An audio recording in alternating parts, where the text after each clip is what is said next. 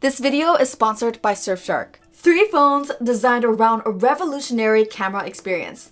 This is the phone that will change photography. I think those statements make it pretty clear what Samsung's focus was on for the Galaxy S20 Ultra. Let's talk about my experience with this thing and, of course, if they managed to deliver on their promises with the cameras. Coming in only cosmic gray and black, the Ultra's design has actually grown on me and looks like a Samsung phone from the past few years with 3 major standouts. It's more narrow and slightly taller, which I actually think makes it easier to handle. Being slightly thicker and heavier, however, might turn some people off. The 6.9-inch display is essentially flat now, with way less of it spilling over the sides of the phone. And on the back, all the photography magic now lives in this polarizing new camera cluster design. Starting at 128GB of storage and 12GB of RAM, this phone has flown through everything I've thrown at it during day-to-day use. SD card support is still here too, as a cheaper alternative to expand storage. Phone calls and video chats have sounded awesome, whether it was through the earpiece or on speakerphone. Watching content has been a great experience too, as you would expect, with the massive display and loud stereo speakers. What's special about the display this year is the introduction of a 120Hz refresh rate. The main benefits are going to be smoother animations and scrolling. Out the box, the phone is set to 60Hz, so you'll have to enable it in the settings. The trade-off, as stated, is a hit on the battery life, which I'll talk about in a bit. 120Hz is the real deal. You could argue that since most apps don't support 120Hz yet, it's slightly overrated. But start using the various multitasking options built into the software, and you quickly appreciate the difference in smoothness. No stutters or hesitation. It just feels really fluid. After using the higher refresh rate, going back to 60Hz made the phone feel extremely jittery. You really notice it. The good news though is after an hour or so, you'll readjust and be perfectly fine. Since everyone perceives things differently, you'll have to try it out for yourself to see if you even notice it enough during day-to-day use or if you'd rather just have the extra battery. It is worth noting that the 120Hz refresh rate is only available on full HD resolution, not the Quad HD res the phone is capable of. Rumors are that it should be enabled in a future update. Refresh rate aside, the thing that impressed me the most is the touch sensitivity, which jumps from 60Hz previously to 240Hz. This might be the real MVP and what's making the phone feel so much more responsive. The content on the screen sort of just sticks to your finger, and I love it. Samsung introduced the ultrasonic in-display fingerprint scanner last year, and I had a lot of mixed results with it. I love glass screen protectors, and when I added the extra layer of glass, the scanner was even less reliable. It was not fun to use. With the S20 Ultra, I decided to stick with the pre-installed screen protector. I would say the fingerprint scanner is sitting at about a 95% success rate for me. It's a much better experience. The only time it gives me trouble is outdoors on really cold days. It doesn't seem to play well with really dry skin, so moisturize, I guess? If you live in warmer climates, you should have nothing to worry about. I do appreciate that Face Unlock is also an option, and having it enabled helps for those scenarios when the scanner doesn't want to cooperate. For security, the fingerprint scanner is the way to go though, as Face Unlock is 2D, unlike the 3D scan you'd get on the latest Pixels or iPhones. The phone comes with a 5000 mAh battery, which is the largest I've ever used. For general day-to-day use, even with 120Hz enabled, the S20 Ultra easily gets me through a full day, and I think that's going to be the case for most people. However, on a couple of trips where I was shooting a lot of 4K video and taking tons of pictures under direct sunlight, I was able to drain the battery down to about 20% by 4 p.m. Samsung includes a 25-watt super fast charger in the box. 30 minutes plugged in can get you about 50% with a full charge taking a little over an hour. Those times are amazing and part of the reason why I don't feel the need to charge overnight.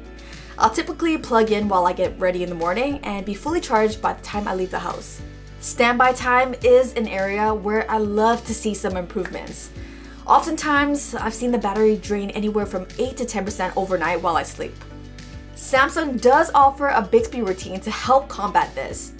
It's an automation that turns on power saving mode during your sleep hours to conserve battery. Enabling that did cut down on standby drain to about 4 or 5% overnight. Alright, let's finally talk about the star of the show, the cameras. The single 40 megapixel front-facing camera takes selfies that are different when compared to previous Samsung smartphones. There's a noticeable improvement in detail with a little more contrast thrown in. Because of this, selfies look more natural with less of that dreamy look going on. It might actually be my favorite selfie camera at the moment. I've been seriously impressed. Video looks fantastic too, making this solid for video calls or vlogging. On the back, the main sensor is 108 megapixels that by default bends down to a 12 megapixel photo. You do have the option to shoot at the full 108 megapixel though. This opens up the ability to crop in and get a much sharper image that wouldn't be possible otherwise.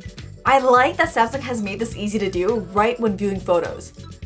The sensor snaps some beautiful pictures that are often bright with punchy colors. On multiple occasions, I've caught myself saying, "Whoa, that's a really nice picture." Sort of crazy how far smartphone cameras have come. In less than ideal lighting, the processing still has a tendency to soften and lighten skin tones to make people look more flattering. But hey, I'm not complaining.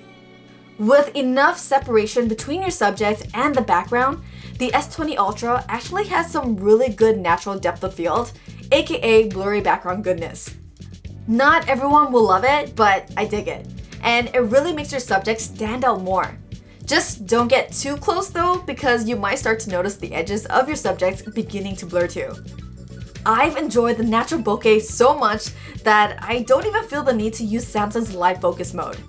If you do though, the time of flight sensor gives the S20 Ultra some of the best edge detection I've seen. Low light shots have looked good, and the improved night mode finally has an animation so you know how long you'll need to hold still for. Night mode shots do tend to have a yellow-orangey hue to them, which isn't ideal, but I've actually been impressed by the detail and sharpness. With 100 times space zoom being stamped right beside the camera, the 100x results you get just don't justify this aggressive branding. It's subtle, but I could have done without it. Now the good news, the 5 times and 10 times zoom shots look good, like really good. Even at 30 times, the pictures are totally usable. Weddings, concerts, sporting events, there are plenty of situations where you can't get any closer and the higher quality zoom comes in really handy. My husband has actually borrowed the phone on multiple occasions to take pictures of menus while ordering takeout, so there's that too. Just like how ultrawides have become the norm, I can see telephoto lenses with more capable zoom following suit. The ability to frame and snap pictures at a distance makes the S20 Ultra one of the most versatile smartphone cameras I've ever used. When it comes to video, Samsung brings 8K video recording into the mix. Full credits to them for making 8K video recording possible on a phone. It's impressive. The 8K video snap feature is something I would definitely use. It produces 33 megapixel images from any frame in an 8K video recording. Even though I'll likely stick to 4K or 1080p for most situations due to better stabilization, I love having the option for super special moments. With its sky-high price tag and camera-focused marketing, expectations are also going to be higher and every flaw is going to stand out that much more. There are a couple of issues I've run into with the camera experience. First up, the autofocus. It's slower than the Note 10 Plus and has a tendency to jump around, especially in video. As it stands, you definitely need some patience. In situations where you want to just quickly snap a photo or record a video, it can be frustrating and lead you to missing that special moment. Samsung has officially issued a statement that they will be fixing this in an update, so definitely keep an eye out for it. Another area I was hoping for improved performance was with indoor motion blur. But unfortunately, taking several pictures of my dog has resulted in soft and slightly blurry photos, even with the slightest of movement. Now, in brightly lit environments, or if your pet isn't moving too quickly, there is noticeable improvement in detail from previous Samsung smartphones. Before I wrap up, huge thanks to the video sponsor Surfshark for making reviews like this possible. Surfshark VPN encrypts the internet traffic sent to and from your devices, making sure nobody can see where you are and what you're doing online, especially relevant on unsecure public Wi-Fi. While visiting Japan, I fell in love with several Japanese shows on Netflix, but to my disappointment, they weren't available when I got back home. With Surfshark, I've been able to bypass the geo restriction and continue to watch without physically being in Japan. There's also no limit to the number of devices you can connect at a time. So with one account, all your loved ones can stay secure too. Try Surfshark now by clicking the link below and using the promo code Thao. You'll get 83% off and 1 month completely free. Although parts of the camera performance have stumbled out the gate, the S20 Ultra does a lot of the other smartphone features really well. It's the most ambitious hardware bump we've seen out of Samsung in years. They've thrown everything they have at you to try and justify the price tag, and it's hard to argue the hardware as a package isn't impressive. I would have loved to see a 4G version of the S20 Ultra here in North America to bring the price down a little bit, especially for those who won't be taking advantage of 5G for the next few years, myself included. But that might have been out of Samsung's control. The camera software needs some polish, no doubt about it. If you're on the fence, the things you should ask yourself are, will you utilize the extended zoom capabilities? And do you have an actual use for the higher megapixel images? If you answered no to both of those, I'd take a hard look at the regular S20 and S20 Plus. They offer much better value for what's a very similar experience. But if you want the best Samsung has to offer, and money isn't a concern, the Ultra is a lot of fun and offers one of the most versatile camera setups on a phone.